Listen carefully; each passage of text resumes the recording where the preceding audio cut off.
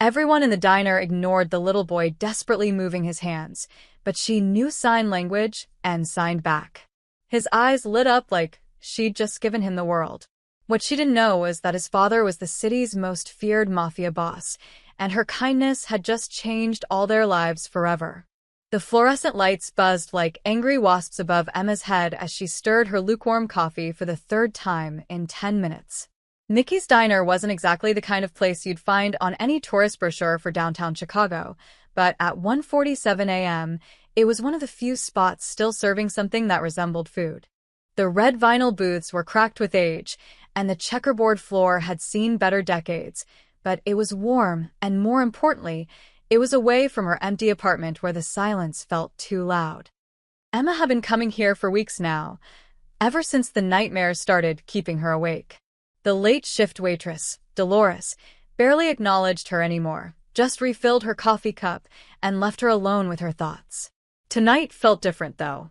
There was an electric tension in the air that made Emma's skin prickle. That's when she noticed him. A boy, maybe 8 or 9 years old, sat alone in the corner booth farthest from the door. His small hands moved frantically in the air, forming shapes and gestures that Emma recognized immediately.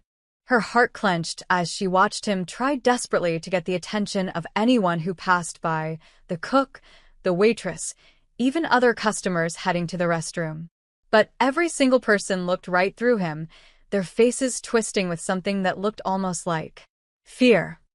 Emma frowned. The boy was well-dressed in an expensive navy sweater and pressed khakis that probably cost more than Emma made in a week at her data entry job. His dark hair was neatly combed, and despite the late hour, he looked wide awake. But there was something in his eyes, a deep sadness that no child should ever have to carry. Why is everyone ignoring him? She watched as Dolores approached the boys' table with obvious reluctance, her usual gruff demeanor replaced by something that looked suspiciously like terror. The boy's hands moved again, faster this time, more urgent. Emma could see him forming the signs for please and help, his little face scrunched up in frustration. Dolores backed away without taking his order, shaking her head and muttering something under her breath that Emma couldn't hear. That was enough. Emma had learned American Sign Language 15 years ago when her younger sister Sarah was born profoundly deaf. Even after Sarah's death in that car accident 3 years ago, Emma had never forgotten the language that had connected them. She'd promised Sarah she'd never let it fade away, that she'd always be ready to help someone who needed it. Standing up on shaky legs, Emma walked across the diner, acutely aware of how every conversation seemed to die as she passed. The boy looked up as she approached, his dark eyes widening with surprise when she slid into the booth across from him. "Hi there," Emma said softly, then lifted her hands and signed, "What's your name?" The transformation was instant and heartbreaking. The boy's entire face lit up like someone had just turned on the sun. His hands flew into motion, signing so fast that Emma had to ask him to slow down. "My name is Luca," he signed, tears welling up in his eyes. "You can understand me?" "Yes, I can understand you perfectly," Emma signed back, her own throat tightening with emotion. "Are you okay? Where are your parents?" Before Luca could answer, the diner's front door burst open with such force that the little bell above it flew off its hook and clattered to the floor. Emma's blood turned to ice as 6 men in dark suits flooded through the entrance, their hands conspicuously hidden inside their jackets. The few remaining customers immediately dropped to the floor or dove behind booths, and Dolores let out a small scream. But it was the 7th man who made Emma's heart stop completely. He was tall and broad-shouldered, maybe 40 years old, with steel-gray eyes and a face that could have been carved from granite. His black hair was swept back perfectly, and his charcoal suit probably cost more than Emma's car. When he walked, everyone and everything seemed to bend away from him like he was a force of nature. This wasn't just dangerous. This was power in its purest, most terrifying form. The man's gaze swept across the diner with the precision of a predator until it landed on the corner booth. His expression shifted from cold calculation to something Emma couldn't quite identify. Relief. Fear? When he saw Luca, he moved with purpose, his expensive shoes clicking against the floor like a countdown. Emma's instinct screamed at her to run, but Luca's small hand had found hers across the table, and she couldn't abandon him. Not when he'd just found someone who could understand him. The man stopped beside their booth and slowly knelt down next to Luca, his massive frame somehow managing to look gentle as he reached out to touch the boy's face. "There you are," he said, his voice carrying a slight Italian accent that made it sound like velvet wrapped around steel. "You scared me, kid." Luca's hands began moving excitedly, signing something to the man who Emma realized with shock could apparently understand him. But then Luca pointed directly at Emma, his little face beaming with joy as he signed something that made the man's gray eyes snap to her face like a laser. The temperature in the diner seemed to drop 10 degrees as those steel-gray eyes studied Emma with the intensity of a microscope. She felt like a butterfly pinned to a board, completely exposed and utterly trapped. "You," the man said quietly, his voice carrying easily across the now-silent diner. "Who are you? And how do you know his language?" Emma's mouth went dry. Every instinct told her to lie, to run, to do anything except tell this obviously dangerous man the truth. But Luca's hand was still in hers, warm and trusting, and she could see the hope in his eyes, hope that someone finally understood him. "I'm Emma," she managed to whisper. "Emma Chun. I learned sign language for my sister." The man's eyes never left her face. Behind him, his men had positioned themselves at every exit, and Emma realized with growing terror that no one was leaving this diner until he said so. "Emma Chun," he repeated, as if testing how her name felt on his tongue. Then he smiled, and it was somehow more frightening than any scowl could have been. "I'm Adrian Russo. And you, Miss Chun, have just become very interesting to me." The silence that followed Adrian's words stretched like a taut wire ready to snap. Emma could hear her own heartbeat thundering in her ears as she watched this man, Adrian Russo, study her with a kind of focus that made her feel like prey. "Everyone out," Adrian said quietly, not taking his eyes off Emma. He didn't raise his voice, didn't shout or threaten, but the effect was immediate and absolute. The few customers who had been cowering behind booths scrambled for the door like their lives depended on it. Dolores dropped her coffee pot, which shattered across the floor in a spray of ceramic and caffeine, before practically sprinting toward the back exit. Within 30 seconds, the diner was empty except for Emma, Luca, Adrian, and his 6 men, who had positioned themselves with military precision around the perimeter. Emma noticed that none of them looked directly at Luca. Their eyes seemed to slide away from the boy as if he were invisible. "What kind of life is this for a child?" "Now then," Adrian said, sliding into the booth beside Luca with fluid grace. The boy immediately nestled against his father's side, but his eyes remained fixed on Emma with desperate hope. "Let's have that conversation properly." Emma's hands trembled as she placed them flat on the scratched Formica table. "I told you. I'm Emma Chen. I work at Morrison Data Services downtown. I learned sign language because my sister Sarah was born deaf." Her voice cracked slightly on Sarah's name, the way it always did. "Was." Adrian's voice carried a dangerous softness. "She died 3 years ago. Car accident." Emma forced herself to meet those steel-gray eyes. "I kept up with signing, because I promised her I would." Something shifted in Adrian's expression. Just a flicker, but Emma caught it. For a moment, the granite mask slipped, revealing something almost human underneath. Luca tugged on his father's sleeve and began signing rapidly. Emma watched Adrian's face as he followed his son's words, and she was struck by how gentle his expression became when he looked at the boy. This was a man who clearly loved his child desperately. "Tell her thank you," Luca signed to his father.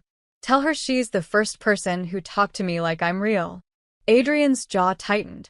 "Luca says you're the first person who's treated him like he exists." His voice carried a weight of years of frustration and pain. "Do you have any idea how rare that is?" Emma looked at the boy, then back at Adrian. "People are idiots," she said simply. "Deafness doesn't make someone less human. Neither does being mute." "No," Adrian agreed. But being my son does. The words hung in the air like a confession. Emma felt pieces of a horrible puzzle clicking into place.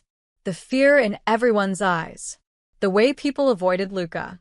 The armed men. The expensive clothes and the dangerous father. Emma swallowed hard. You're in a mafia. Adrian's smile was sharp as a blade. Among other things, he gestured to one of his men. Marco, bring the car around. We're leaving. Wait, Emma said, panic rising in her chest. I should go home. I have work tomorrow, and… No. Adrian's voice cut through her protests like ice. You're coming with us. I'm not going anywhere with you. Emma started to slide out of the booth, but froze when she realized all 6 men had subtly shifted, blocking every possible escape route. You can't just kidnap me. I'm not kidnapping you, Adrian said calmly, though his eyes had gone cold again. I'm making you an offer. What kind of offer? Adrian looked at Luca, who was watching their conversation with wide, worried eyes. The boy's hands moved quickly. Is Emma in trouble because of me? No, kid. Adrian signed back, his movements surprisingly graceful for such large hands. Emma's going to help us, he turned back to Emma. My son hasn't had a real conversation with anyone in his entire life except me. And even I'm limited. I only learned basic signing after he was born. You saw how he lit up when you talked to him. That's wonderful, but… Luca trusts no one, Adrian continued as if she hadn't spoken. His voice dropped to barely above a whisper, but somehow it felt louder than shouting. In 8 years, he has never trusted a single person outside of me. Not his bodyguards, not his tutors, not his nannies. No 1 inch his gray eyes bored into hers. Until tonight. Until you. Emma's mouth went dry. What are you saying? Adrian leaned forward slightly, and Emma caught a whiff of expensive cologne mixed with something darker, gun oil, maybe. I'm saying that my son needs you, Miss Chen. And what my son needs, he gets. You can't just take me. Actually, I can. Adrian's voice turned to velvet-wrapped steel. You see, in my world, when something precious and rare appears, something that could keep my son safe and happy, I don't let it walk away. He stood up, extending his hand to Luca, who took it without hesitation. My son trusts no one, Miss Chen. Now, you don't have a choice either. 2 of Adrian's men flanked Emma's booth. They didn't touch her, didn't threaten her, but their message was crystal clear. This is insane, Emma whispered. I'm a nobody. I work data entry and live in a studio apartment with a broken air conditioner. I eat ramen noodles for dinner and shop at thrift stores. I don't belong in your world. Adrian paused at the diner's door, Luca's hand still safely in his. When he looked back at Emma, there was something almost like regret in his expression. Maybe not, he admitted. But my world just became yours, whether you like it or not. As Emma was gently but firmly escorted toward the door, she caught sight of Luca looking back at her with absolute trust and joy, signing thank you, over and over again. She was entering a world of wealth and danger she never could have imagined, and there was no way back. The wrought iron gates of the Russo estate opened silently as their black SUV approached, revealing a world Emma could never have imagined existed in the Chicago suburbs. The mansion loomed before them like something out of a Gothic novel. 3 stories of limestone and dark windows, surrounded by perfectly manicured grounds that probably cost more to maintain than Emma made in 5 years. But it was the subtle details that made her stomach clench with dread. Security cameras tracked their movement from every angle. Men in dark suits patrolled the grounds with the practiced efficiency of soldiers. The windows weren't just tinted, they were bulletproof, thick enough that Emma could see the telltale distortion around the edges. This wasn't just a home. It was a fortress. Welcome to our world, Adrian said quietly as they pulled up the circular drive. Luca had fallen asleep against his father's shoulder during the 20-minute ride, his small face peaceful in a way that made Emma's heart ache. The front door opened before they even reached it, revealing a stern-faced woman in her 50s wearing a crisp black uniform. Her gray hair was pulled back in a tight bun, and her pale blue eyes swept over Emma with obvious disapproval. Mrs. Castellano, Adrian nodded to the woman. This is Miss Chen. She'll be staying with us. Sir. Mrs. Castellano's voice carried a slight Italian accent and absolutely no warmth. The guest room in the East Wing has been prepared. Her gaze flicked to Luca, still sleeping in his father's arms, and Emma saw something flicker across her face. Not affection, not even basic human concern, but something closer to resignation mixed with fear. As they entered the foyer, Emma was struck by the cold grandeur of it all. Marble floors reflected the light from a crystal chandelier that probably cost more than her apartment building. Oil paintings in heavy gold frames lined the walls, stern-faced men who all bore some resemblance to Adrian, watching with disapproving eyes. But despite all the wealth on display, the house felt empty, lifeless. Maria will show you to your room, Adrian said, gesturing to Mrs. Castellano. We'll discuss the arrangements tomorrow. Wait, Emma said, finding her voice. What arrangements? What exactly do you expect me to do here? Adrian paused at the foot of a grand staircase, Lucas still in his arms. Help my son, he said simply. Give him what everyone else in this house has failed to provide. Which is a childhood. The words hit Emma like a physical blow. As Adrian carried Luca upstairs, she followed Mrs. Castellano through hallways lined with more security cameras and silent, watchful men. Everyone they passed averted their eyes from her, but Emma could feel their curiosity and fear radiating like heat. The boy doesn't usually bring strangers home, Mrs. Castellano said finally as they climbed to the second floor. You mean Adrian? The older woman's steps faltered almost imperceptibly. I mean Master Luca, miss. He's particular about people. Doesn't take to anyone. Most of the staff find him. She searched for the right word. Difficult. Emma stopped walking. Difficult how? Mrs. Castellano's face closed off immediately. Nothing for you to worry about, miss. Here's your room. She opened a door to reveal a bedroom that was larger than Emma's entire apartment, decorated in soft blues and whites with furniture that looked like it belonged in a museum. Mrs. Castellano, Emma said before the woman could escape. How long has Luca lived like this? Surrounded by people who are afraid of him. The housekeeper's knuckles went white as she gripped the door handle. That boy is Mr. Russo's heir, miss. Everything he touches turns dangerous, whether he means it to or not. The staff. We do our jobs. We keep him safe. But getting close to him... She shook her head. That's not safe for anyone. After Mrs. Castellano left, Emma sat on the edge of the impossibly soft bed and tried to process what she'd walked into. Through her window, she could see guards patrolling the grounds, their movements choreographed and deadly serious. What kind of life is this for a little boy? She was still sitting there an hour later when she heard it, a soft tapping on her door. When she opened it, Lucas stood in the hallway wearing Superman pajamas, his dark hair tousled from sleep.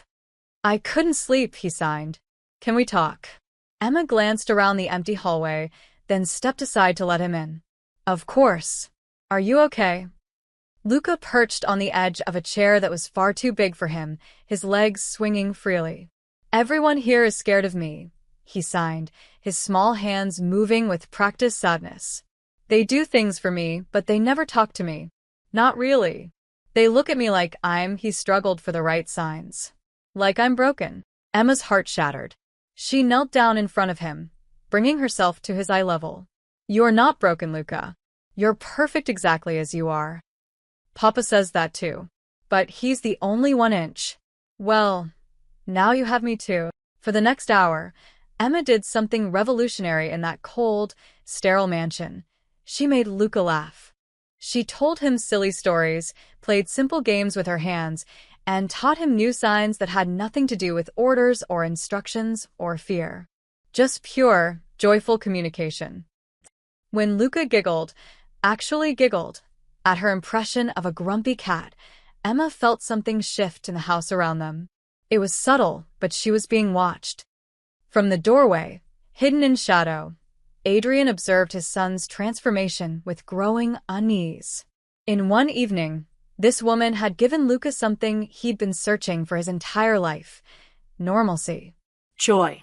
the simple pleasure of being understood and accepted without fear. But in Adrian's world, happiness was a liability. Love was a weakness.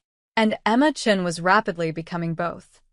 20 miles across the city, in a smoke-filled warehouse, Vincent Torino ended a phone call with a satisfied smile. "So the boss has a new weakness," he told his assembled crew. "First the kid, now some girl who can talk to him." "What's the play, boss?" asked his lieutenant. Vincent's smile turned predatory. "We take them both." 3 weeks into her new life at the Russo estate, Emma had established a routine that both terrified and exhilarated her. Every morning, she would find Luca waiting outside her door with his backpack and an eager smile, ready for lessons that bore no resemblance to traditional education. Instead of math and history, Emma taught him how to express emotions he'd never been allowed to feel. Instead of reading from textbooks, they created stories with their hands about brave knights and talking animals. Most importantly, she taught him that his thoughts and feelings mattered, something no one had ever bothered to tell him before. "Today we're going to learn about feelings," Emma signed as they sat in the mansion's vast library, surrounded by leather-bound books that probably hadn't been touched in decades. "I know feelings," Luca signed back. Happy. Sad. "Scared." "Those are good starts. But what about frustrated? Excited? Proud?" Emma demonstrated each sign, watching Luca's eyes widen with recognition. "I feel frustrated when Mrs. Castellano runs away when I try to ask for cookies," he signed eagerly. "And excited when you teach me new words." And he paused, his small face scrunching in concentration. "Proud when Papa watches us and smiles." Emma's hands stilled. "Your father watches us." Luca nodded enthusiastically. "Every day. He stands in the doorway and watches you teach me. He thinks I don't notice, but I always do." A flutter of something Emma didn't want to examine too closely stirred in her chest. She'd been acutely aware of Adrian's presence over the past weeks, the way conversations died when he entered a room, the way his staff moved around him with choreographed precision, the way his rare smiles transformed his entire face when he looked at his son. But she hadn't realized he'd been watching her work with Luca. "What does his face look like when he watches?" Emma asked, curiosity getting the better of her. "Like he's seeing something impossible," Luca signed. "Like when we watch movies and the good guy wins even though it looked impossible." That evening, Emma got her confirmation. She was in the kitchen making Luca a late snack when she heard voices from Adrian's study. The door was slightly ajar, and 2 men were speaking in hushed, urgent tones. "The Torino family is making moves, boss," she heard one man say. "Vincent's been asking questions about your son, about his routines." Emma froze, a jar of peanut butter halfway to the counter. "What kind of questions?" Adrian's voice was deadly quiet. "About his schedule, his security detail, where he goes during the day."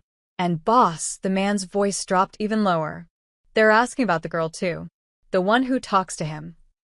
Emma's blood turned to ice. She pressed herself against the kitchen wall, straining to hear more. "Vincent thinks the kid is your weakness," the second man continued. "He's planning something big. Thinks if he can get to the boy, he can force you out and take over the territory." There was a long silence, and when Adrian spoke again, his voice carried the kind of cold fury that made Emma's skin crawl. "Let him try. Anyone who touches my son dies slowly." "What about the girl, boss?" "She's not protected like the kid is. If Vincent's smart, he'll go after her first." Emma didn't wait to hear Adrian's response. Her heart hammering against her ribs, she ran through the mansion's halls, taking the stairs 2 at a time until she reached Adrian's study. The door was still cracked open, and she could see him standing behind his massive desk, his face carved from granite as he listened to his men's reports. Without thinking, Emma pushed through the door. "Emma?" Adrian's expression shifted immediately from cold calculation to surprise. His 2 men, Marco and someone she didn't recognize, stepped protectively in front of their boss, hands moving toward concealed weapons. "I heard," Emma said breathlessly. "I was in the kitchen and I heard them talking about Vincent Torino. About plans to hurt Luca." "To hurt me?" The silence that followed was deafening. Adrian studied her face with laser intensity, and Emma realized she'd just crossed a line she couldn't uncross. She'd voluntarily involved herself in his dangerous world. "How much did you hear?" Adrian asked quietly. "Enough to know that Luca is in danger because of me." Emma's voice cracked. "I should leave, if my being here puts him at risk." "No," Adrian's voice cut through her words like a blade. He moved around his desk with fluid grace, stopping just inches from where she stood. This close, Emma could see the flecks of silver in his gray eyes, could smell his expensive cologne mixed with something darker. "You're not leaving. But if Vincent Torino is a dead man walking," Adrian said with absolute certainty. "And you," he reached out and gently touched her face, his fingers surprisingly warm against her skin. "You just proved something I wasn't sure I could trust." "What?" "That you'd risk your own safety to warn me about a threat to my son." Adrian's thumb traced across her cheekbone, and Emma felt her breath catch. "That you'd choose us over your own freedom." Emma's heart was beating so fast, she was sure he could hear it. "Of course I would. He's special. And you," she trailed off, not sure how to finish that sentence. Adrian's expression softened in a way she'd never seen before. For a moment, the dangerous Mafia boss disappeared, replaced by a man who looked almost vulnerable. "From this moment forward," he said, his voice carrying the weight of an unbreakable vow, "you are under my protection. No one touches you, Emma. Not Vincent, not anyone." The way he said her name sent shivers down her spine. "Marco," Adrian called without taking his eyes off Emma's face. "Double the security detail. And put out the word, anyone who so much as looks at Miss Chen wrong answers to me personally." As his men left to carry out his orders, Adrian's hand was still cupping Emma's face, and she realized with startling clarity that she was no longer just Luca's teacher. She was falling for his father. 2 days after Emma had rushed to warn Adrian about the Torino threat, she made a decision that would change everything. Luca had been cooped up in the mansion for weeks, his lessons confined to the sterile perfection of rooms that felt more like a museum than a home. The boy needed sunlight, fresh air, and the simple joy of being a normal kid, even if just for an hour. "Absolutely not," Adrian said when Emma brought up the idea during breakfast. He was dressed in another perfectly tailored suit, his dark hair still damp from his morning shower, looking every inch the powerful businessman rather than the Mafia boss she knew him to be. "Please, Papa." Luca signed from his seat at the enormous dining table. "I want to see the ducks at Lincoln Park. Emma says there's a pond where they swim." Adrian's gray eyes softened as they always did when he looked at his son, but his jaw remained set. "It's not safe, kid. Not right now." "It could be," Emma said carefully. "What if we brought security? Kept it short, just an hour." "He's 8 years old, Adrian. He's never just played in a park." The words hit their target. Emma watched Adrian's face as he processed what she'd said, that his son had never experienced something as simple and fundamental as playing in a park. The guilt and pain that flashed across his features made her chest tighten. "1 hour," Adrian said finally. "Full security detail. And you stay within 10 feet of Marco, at all times."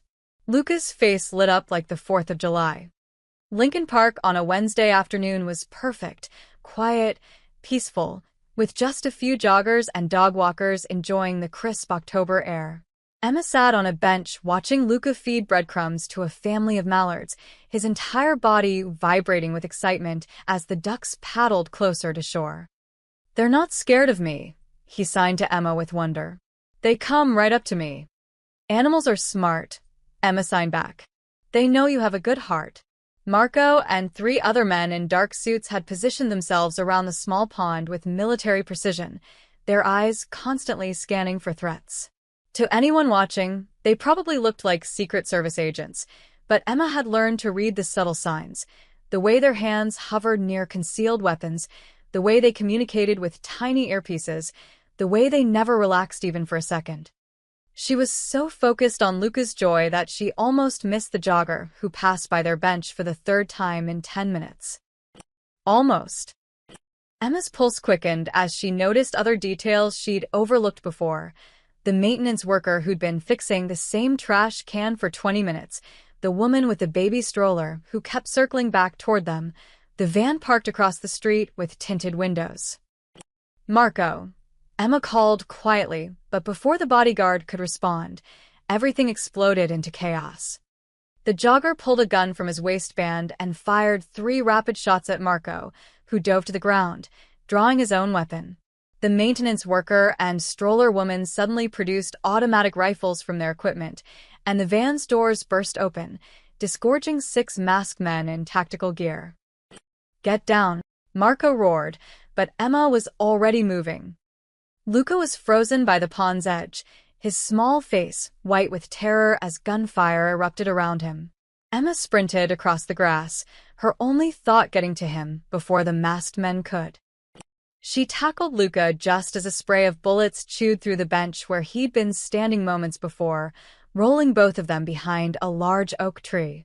Luca was shaking uncontrollably, his hands moving in frantic, terrified signs that Emma couldn't decipher through her own panic. "It's okay, baby," she whispered, pressing his face against her shoulder so he couldn't see the violence erupting around them. "I've got you. I won't let anyone hurt you."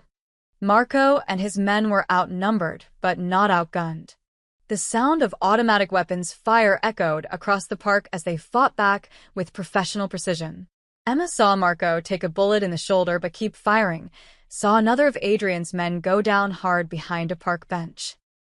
Then she heard the screech of tires as more vehicles arrived, but these weren't reinforcements for Adrian's men.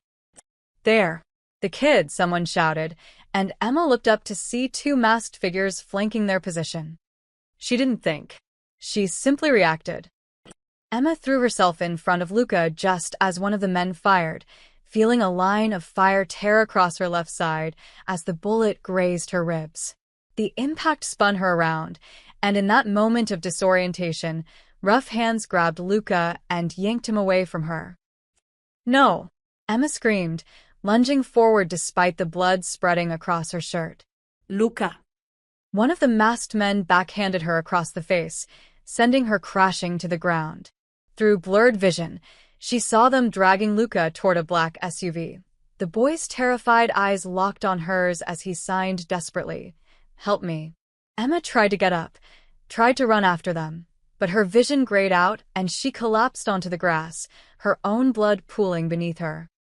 The last thing she heard before losing consciousness was the squeal of tires as they took Luca away. When Emma woke up 6 hours later in a private hospital room, the first face she saw was Adrian's. He looked like he'd aged a decade in the span of an afternoon. His usually perfect hair was disheveled, his shirt was stained with what looked like blood, and his gray eyes burned with a fury that made her shrink back against her hospital pillows. "They took him," she whispered, and the words felt like swallowing glass. "I tried to protect him, but they took him." Adrian's hands were shaking, actually shaking, as he reached out to touch her face. "Emma, you took a bullet for my son. You threw yourself between him and armed men without hesitation." But it wasn't enough. Tears streamed down her cheeks. "He's gone because of me. Because I wanted him to see the stupid ducks. He's gone because Vincent Torino is a dead man who just doesn't know it yet." Adrian's voice dropped to a whisper that somehow felt louder than screaming. "I'm going to burn this city to the ground until I find my son. And when I do," he stood up, straightening his jacket with movements that looked almost robotic. "Vincent Torino is going to learn what happens when you take everything that matters to Adrian Russo." Through the hospital room's window, Emma could see smoke rising from 3 different locations across Chicago's skyline. The war had begun. The warehouse smelled of rust, motor oil, and fear. Luca sat huddled in the corner of a windowless room, his wrists bound with zip ties that cut into his small hands every time he tried to move them. The single bare bulb hanging from the ceiling cast harsh shadows that made the masked men look like monsters as they paced back and forth, speaking in low voices about ransom demands and territorial negotiations. But Luca couldn't hear their words. He could only see their lips moving, their gestures growing more agitated as hours passed. What terrified him most wasn't the gun one of them carried, or the way they ignored his desperate attempts to communicate. It was the absolute silence of his world, made even more isolating by the knowledge that no one here would ever understand him. Emma, he thought desperately, his small hands forming her name in sign language, even though no one was watching. Where are you? Across the city, Emma was staging her own rebellion against Adrian's protection. She'd been discharged from a hospital that morning against medical advice, the bandages across her ribs pulling tight with every movement. Adrian had immediately installed her in a safe house with 6 armed guards, strict instructions not to leave under any circumstances. He'd underestimated her determination. I need some air, Emma told Marco, who was stationed outside her bedroom door with his arm in a sling from the park shooting. Just on the balcony. Marco nodded, his face grim with exhaustion. 5 minutes, then back inside. Emma stepped onto the small balcony and immediately began studying the fire escape that zigzagged down the building's side. The guards were watching the front entrance, the elevator, and the stairwells, but they'd overlooked the most obvious route. 10 minutes later, she was on the street, adrenaline overriding the pain in her side as she hailed a taxi. Where to, lady? The driver asked, noticing her hospital bracelet and the way she moved carefully. The docks, Emma said. And I'll pay you double if you don't ask questions. During the ride, Emma's mind raced through every conversation she'd had with Luca about his life before she arrived. He'd mentioned playing a game with his father where they would practice emergency signs, specific gestures that only they knew, designed for situations where silence was crucial. If you're ever in trouble and can't make noise, Adrian had taught him, use the old signs. The ones from when Papa was little like you. Luca had shown Emma some of these signs during their lessons, giggling as he demonstrated this secret language he shared with his father. Italian Sign Language, older variations that predated modern ASL. Emma had been charmed by the father-son bond it represented. Now, those same signs might be Luca's only way to communicate with rescue. Emma had another advantage. 3 weeks of living with Luca had taught her to think like him. The boy was fascinated by water, always drawing pictures of boats and harbors. When he was scared, he gravitated toward places that reminded him of safety and escape. The warehouse district near Lake Michigan stretched for miles, but Emma started with the buildings closest to the water, the ones where a terrified 8-year-old might imagine boats that could carry him home. She found him on her 4th attempt. The building looked abandoned from the outside, but Emma noticed fresh tire tracks in the dirt and cigarette butts that hadn't been weathered by rain. More importantly, she saw movement behind a second-floor window, just a shadow, but it was small enough to be a child. Emma's heart hammered against her ribs as she studied the building's layout. 2 guards at the front entrance, 1 walking the perimeter. She needed a way in that wouldn't alert them to her presence. The loading dock on the building's east side had a broken window just large enough for someone Emma's size to slip through. The glass cut into her palms as she pulled herself inside, but she bit back any sound that might give her away. The warehouse interior was a maze of stacked crates and abandoned machinery. Emma moved through it like a ghost, following the sound of voices toward the back of the building. When she finally found the room where they were holding Luca, she nearly cried with relief. He was alive. Scared but alive. Emma positioned herself near a gap in the wooden crates where she could see into the room without being spotted. 3 men, all armed, all focused on a phone conversation with someone who was clearly giving them orders. Boss wants the kid delivered by midnight, one of them said. Says if Russo doesn't cave by then, we send him pieces.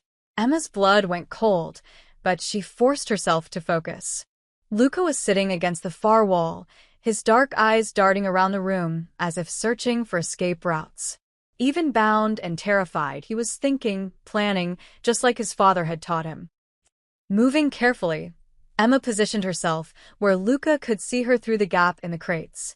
She waited until the guards were distracted by their phone call, then began signing in the old Italian variations Luca had shown her. Little Wolf, she signed, using the pet name Adrian called his son. I'm here. Luca's eyes went wide, but to his credit, He didn't make a sound or sudden movement. Instead, he began signing back with tiny, careful gestures that wouldn't attract attention. 3 men. 2 guns. One has keys to the car outside. His small hands moved with precision despite his fear. They're waiting for Papa to call. They want to trade me for something. Can you move quietly? Emma signed back. Yes. But Luca's face grew urgent. The man with the scar is coming back. He went to check the perimeter. He'll be here soon. Emma felt her blood turn to ice. A 4th man, one she hadn't accounted for. And he was already on his way back. When I signal, get ready to run, she told Luca. No matter what happens, you run to the water and hide. Your papa will find you. But even as she signed the words, Emma knew they were probably both going to die in this warehouse. She was one unarmed woman against 4 armed men, wounded and running on pure determination. It didn't matter. She wouldn't let Luca face this alone. Just as Emma was preparing to create some kind of distraction, Luca's hands moved in frantic warning. Behind you. Emma spun around to find herself face to face with a man whose scarred face she recognized from Adrian's security briefings, Vincent Torino himself, pointing a gun directly at her head. Well, Vincent said with a cold smile. Looks like Adrian Russo's little girlfriend came to play hero. Vincent Torino's scarred face twisted into a satisfied smile as he kept his gun trained on Emma's forehead. You know, I was expecting Adrian himself to come charging in here like some kind of action hero. Instead, I get his son's babysitter. Emma forced herself to meet his eyes, even though her knees felt like they might give out. Let the boy go, Vincent. Your fight is with Adrian, not with an 8-year-old. Oh, but you're wrong about that, Vincent said, stepping closer. Through the gap in the crates, Emma could see Luca watching with wide, terrified eyes. The boy is the key to everything. Adrian's weakness. His soft spot, Vincent's gaze flicked to Emma. Though it looks like he's developed another one. From inside the room, one of Vincent's men called out. Boss, we got movement on the perimeter. Multiple vehicles approaching fast.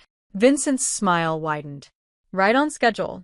Seems Papa Bear found our little hiding spot after all. He pressed the gun against Emma's temple, the metal cold against her skin. Here's how this is going to work, sweetheart. You're going to walk into that room nice and slow, and then we're all going to wait for Adrian to come save his precious family. Emma's mind raced as Vincent forced her toward the room where Luca was being held. Through the broken windows, she could hear the distant rumble of engines, multiple vehicles moving fast. Her heart soared with desperate hope even as Vincent's gun never wavered from her head. But it was the sound that came next that made Vincent's confident smile falter, the sharp crack of sniper fire from somewhere outside the warehouse. What the hell was that? One of Vincent's men shouted. Jimmy's not responding on radio, another called out. Neither is Tony, at the front entrance.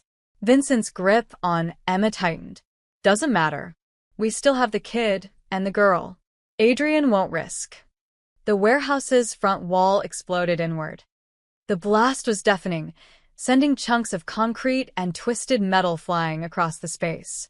Through the smoke and dust, dark figures poured through the breach with military precision. Emma caught glimpses of muzzle flashes and heard the controlled bursts of automatic weapons fire as Adrian's men systematically cleared the building. But it was Adrian himself who appeared through the smoke like an avenging angel that made Emma's breath catch. Gone was the carefully controlled businessman in the expensive suit. This was Adrian Russo in his true element, dressed in tactical gear, carrying a military-grade assault rifle, his gray eyes burning with a fury that could have melted steel. He moved through the warehouse like death itself, every motion calculated and lethal. Vincent. Adrian's voice cut through the chaos like a blade. I'm here for my son. Send him out, and maybe I let you live. You're in no position to make demands, Russo. Vincent shouted back, dragging Emma into the room where Luca was being held. His remaining men took defensive positions behind overturned tables and machinery. I've got your boy and your girlfriend. One wrong move and they both die. Adrian appeared in the doorway like a nightmare made flesh, his weapon trained on Vincent. Let them go, and I'll make it quick. Vincent laughed, pressing his gun harder against Emma's head. You think you scare me? You think. Emma saw her chance when Vincent's attention shifted to Adrian. In one desperate motion, she drove her elbow back into Vincent's ribs and dove toward Luca, wrapping her arms around the terrified boy just as gunfire erupted throughout the room. Vincent's men opened fire on Adrian's position, but he was already moving, rolling behind cover as his own men flanked the room from multiple angles. The sound was deafening. Automatic weapons, shouted orders, the crash of equipment being destroyed by bullets. Emma pressed Luca's face against her shoulder, shielding him with her body as debris rained down around them. She could feel him shaking against her, his small hands clinging to her shirt as she tried to make herself as large as possible between him and the violence. I've got you, she whispered in his ear, even though she knew he couldn't hear her over the gunfire. I've got you, baby. It's going to be okay. A bullet whined past Emma's head, so close she felt the heat of it, and embedded itself in the wall behind her. Another shattered a wooden crate just inches from where they huddled. Through it all, Emma kept herself wrapped around Luca like a human shield, absorbing the impact when falling debris struck her back and shoulders. The firefight seemed to last forever, but in reality, it was probably less than 2 minutes. Adrian's men were professionals, and Vincent's crew were street thugs with more ego than training. One by one, Vincent's men fell until only Vincent himself remained, wounded and cornered behind an overturned table. It's over, Vincent, Adrian called out, his voice deadly calm now that the shooting had stopped. Come out. Go to hell, Russo. Vincent snarled, but Emma could hear the fear in his voice now. What happened next would be burned into Emma's memory forever. Adrian stepped into the open, completely exposed, his weapon lowered. For a moment, Emma thought he'd lost his mind. Vincent still had a gun, was still dangerous. But then she saw the cold calculation in Adrian's eyes, the way he moved with absolute confidence. Vincent took the bait. He rose from behind his cover, gun raised, triumph flashing across his scarred face. Adrian was faster. The single shot was precise, final. Vincent crumpled to the floor, his weapon clattering away harmlessly. In the sudden silence that followed, Adrian's mask finally dropped. His hands were shaking as he ran to where Emma and Luca huddled against the wall, falling to his knees beside them. Luca, Emma, are you hurt? His voice cracked as he reached out to touch his son's face. Did they hurt you? Papa. Luca signed, launching himself into his father's arms. Emma saved me. She jumped in front of the bullets. Adrian's gray eyes found Emma's, and what she saw there took her breath away. Not the cold Mafia boss, not the calculated killer, but a father who had nearly lost everything that mattered to him. You could have died, he whispered, his hand gentle as he touched the cuts on her face from flying debris. So could he, Emma whispered back. And in that moment, surrounded by the aftermath of violence in a dusty warehouse, Emma realized she was looking at a man who would burn the entire world to keep his family safe. The question was, when had she started thinking of herself as part of that family?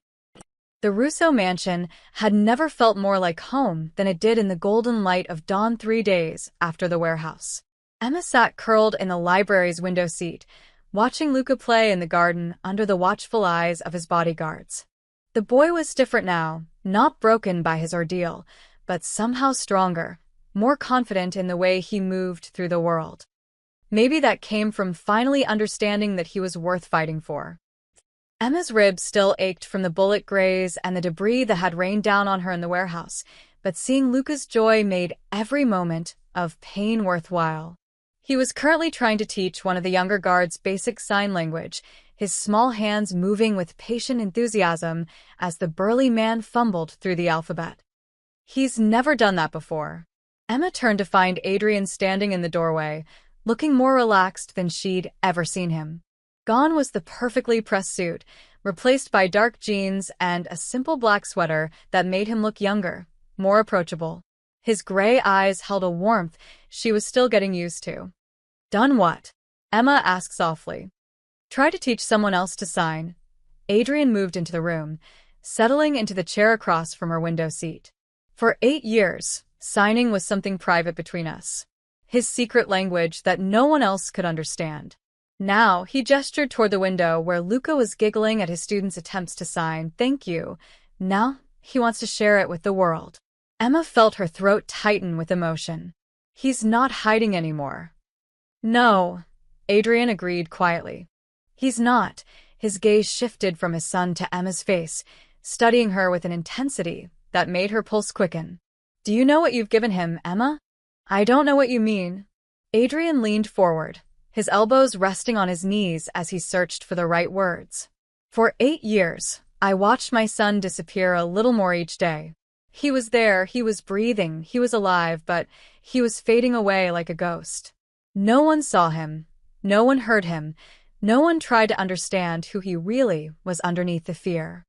Emma's heart clenched at the pain in his voice. I learned sign language the day he was born, Adrian continued. Bought every book, hired every teacher, practiced until my hands cramped. But I could only give him words, Emma. You gave him something far more precious. What's that? A voice. Adrian's voice broke slightly. You gave my son a voice in a world that had decided he was invisible. You made him real again. Tears blurred Emma's vision as she watched this powerful, dangerous man struggle with emotions he'd probably never allowed himself to feel before. Adrian, I need to ask you something, he said, standing up and moving to the window where he could see Luca playing. And I need you to think carefully before you answer, because once I ask it, there's no going back. Emma's heart began to race. Okay. Adrian turned to face her, and she was stunned to see vulnerability written across every line of his face. This wasn't the Mafia boss or the calculated businessman. This was just a father who'd nearly lost everything. Stay, he said simply. Not as Luca's tutor. Not as someone I'm protecting because you helped us. Stay as he struggled for a moment, then forced himself to continue. Stay as family, Emma. Real family. Mine and his. The words hung in the air between them, fragile and precious and terrifying. I know what my world is, Adrian continued when Emma didn't immediately respond. I know what I am, what I've done. I know I'm asking you to tie yourself to something dangerous and dark and complicated. But Emma, his voice dropped to barely above a whisper. You're the missing piece we didn't even know we needed. You make us whole. Emma stood up slowly, her entire body trembling as she moved toward him. Adrian, are you asking me to? I'm asking you to marry me, he said, the words coming out in a rush. I'm asking you to be Luca's mother and my wife and the heart of whatever kind of family we can build together. I'm asking you to take all of us, the good, the bad, the dangerous, and let us be yours. Emma's breath caught. Through the window, she could see Luca had stopped his lesson and was watching them intently, his dark eyes bright with hope. Yes, she whispered, and the word felt like coming home. Adrian's expression transformed, relief and joy and something deeper flooding his face. He stepped forward and cupped her face in his hands, his thumb tracing across her cheekbone like he still couldn't believe she was real. Are you sure? He asked. Once you're part of this family, Emma, I'll never let you go. I don't want you to, she whispered back. The kiss that followed was gentle, tentative, full of promises and hope and the fragile beginning of something beautiful. They were interrupted by the library door slamming open as Luca barreled into the room, his face flushed with excitement and his hands moving frantically. Are you getting married? He signed to both of them. Are we going to be a real family? Emma knelt down to his level, her hands steady as she signed back. If that's what you want, sweetheart. Luca's response made both adults freeze. Mom, he signed, looking directly at Emma. Then he turned to Adrian. Dad, his small face was radiant with joy. I have a mom and dad now. A real family. Adrian's composure finally cracked completely.